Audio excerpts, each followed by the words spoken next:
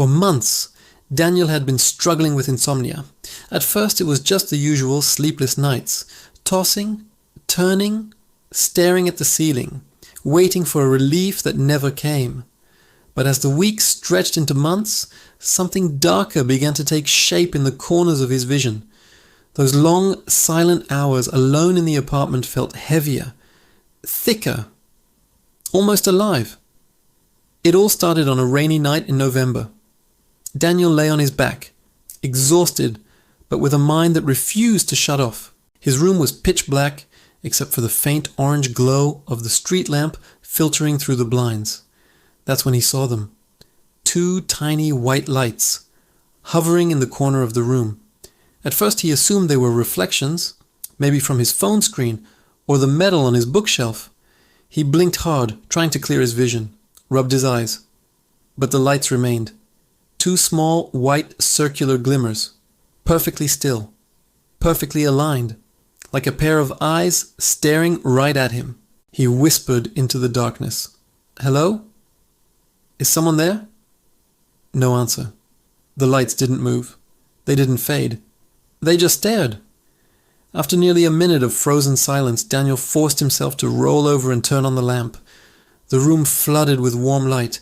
The eyes were gone. He exhaled shakily, convincing himself it had been a hallucination, a trick of the mind caused by severe sleep deprivation. But deep down, a cold knot tightened in his stomach. It felt too real. The next night, the eyes returned. They were in the same corner, high up where the ceiling met the wall. But this time, they were closer together, as if the thing behind them had leaned in for a better look. Daniel sat up in bed, his skin prickling with a cold sweat. Then the lights blinked, a slow, deliberate, unmistakable blink. Daniel felt his whole body lock up.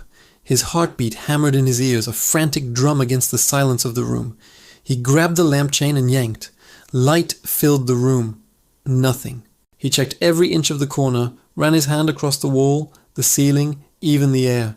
There was no reflector, no piece of metal, no logical explanation. Still, he told himself the same lie. It's all in my head, just exhaustion, nothing more. But the third night shattered every excuse he had left. This time, Daniel pretended to sleep. He lay still under the blankets, breathing slowly and evenly, waiting. The room was silent, so silent he could hear each pulse of blood behind his ears. Minutes passed, then it appeared. The eyes were back, but not in the same corner as before. They were on the opposite side of the room, lower, closer, right next to his wardrobe. Daniel's breath caught in his throat.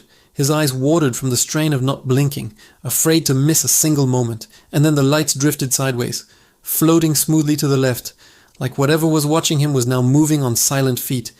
He couldn't take it anymore. He lunged forward, slapping the lamp on. The eyes vanished again. Something inside Daniel broke that night. Not in a dramatic way, just a quiet fracture, a hairline split in his sanity. He didn't scream, didn't run, didn't call anyone. He just sat there, staring at the emptiness, because something about those eyes had finally clicked. They weren't glowing. They weren't shining. They were reflecting the little bit of ambient light left in the room. Meaning, they belonged to something solid, something real. Something with a physical surface. Over the next week, Daniel barely slept at all. Every night he saw them, sometimes in the corner, sometimes near the desk, sometimes terrifyingly, just inches from the foot of his bed. Always watching, always still, always blinking. He started leaving the hallway light on, hoping to banish the shadows, but it didn't help. The eyes would simply appear where the shadows were darkest, shifting between corners as if they were learning the layout of his room, becoming familiar with his space. One night, Daniel tried to get proof. He tried recording a video with his phone. He propped it up on his nightstand, pointed it toward the corner where they usually appeared, and pretended to sleep. After an hour, the eyes appeared exactly where he expected. He forced himself not to panic. He reached slowly, grabbed the phone, and hit stop. In the morning, bleary-eyed and shaking, he reviewed the footage. His stomach turned to ice. The video showed the corner clearly, but the eyes were not visible, not even a glimmer. He was about to dismiss it, to throw the phone across the room in frustration, but then he heard it. He turned up the volume. A faint, slow sound, like soft breathing. But it wasn't coming from the corner. It was coming from behind the camera, behind him, in the room with him while he filmed. He dropped the phone immediately, the sound of it clattering on the floor, echoing the collapse of his hope. By the second week, Daniel hadn't slept more than an hour each night. He could barely stay upright without leaning on walls. He was a ghost in his own home. But the eyes never stopped coming. Then something new happened. A shadow appeared. Not a full figure, just a vague silhouette within the darkness.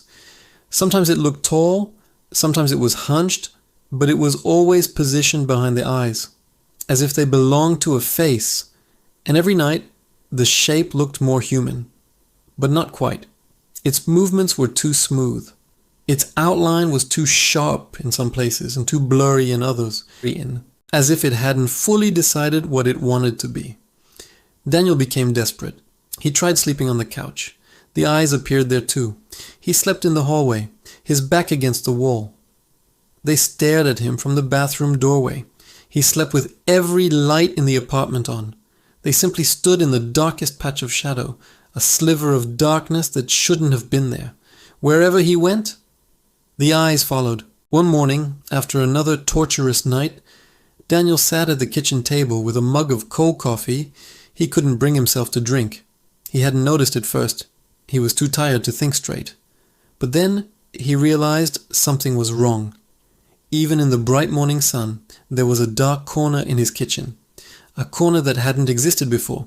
The eyes were there, wide open, brilliant white, blinking slowly. Daniel's breath stuttered in his chest. This isn't possible, he whispered. The kitchen was fully lit. Sunlight was streaming through the window. The overhead lamp was on. Everything was bright. And yet the corner was still dark. The eyes were still visible, still watching, still waiting. He stumbled back, knocking over his chair, his heart pounding against his ribs. The shadow stepped forward, just an inch. It was barely noticeable, but it was enough to confirm what Daniel already knew in his gut. The thing wasn't bound to nighttime. It wasn't bound to darkness. It wasn't bound to the bedroom. It was in his world now, completely, comfortably, constantly. Daniel realized with horrifying clarity. This thing didn't want to hide anymore. It wanted to be seen. It wanted him to know it was always there, always watching, always one blink away. That was the last day Daniel stayed in that apartment. He packed a single bag and left.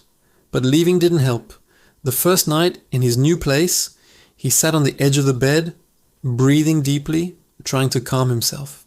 Everything was quiet, bright, normal. He exhaled with a shudder of relief. Maybe, just maybe, it was over. Then he glanced at the far corner of the new room, and his blood ran cold. There they were, two tiny white lights, blinking, slowly, patiently, exactly as before. Daniel collapsed to his knees, a silent scream trapped in his throat, because now he understood. The eyes were never part of the apartment, they were part of him. Wherever he went, they followed. And they always will. Thanks for listening.